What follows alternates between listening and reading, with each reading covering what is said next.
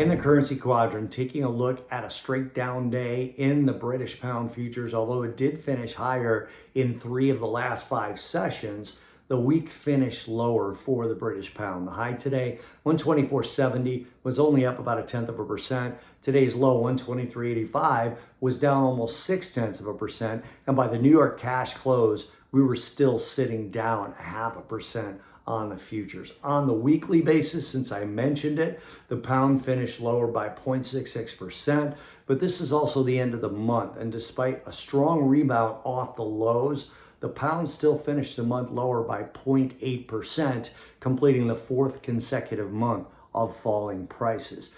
UK data was released this morning, and it wasn't a giant piece of economic data, but it was the nationwide house index, and it finished lower in the UK. Now, this is a survey performed by the Nationwide Housing Society, the UK's 2nd largest mortgage provider, and the year-over-year price difference came out at plus 4.1%, but that was lower than expectations and lower than last month's figure. Same thing for the month-over-month data, which came out at up 0.1%, also lower than expected and also lower than last month's figures. And certainly, while that data isn't necessarily market moving, it wasn't strong enough or incentive enough for the Bank of England to change what they're expected to do in next week's rate meeting. The Bank of England has a rate decision coming up, and they are widely expected to cut rates. That would make them the 3rd major central banks, if they did it, to cut rates in the last, say, 10 days. The US Federal Reserve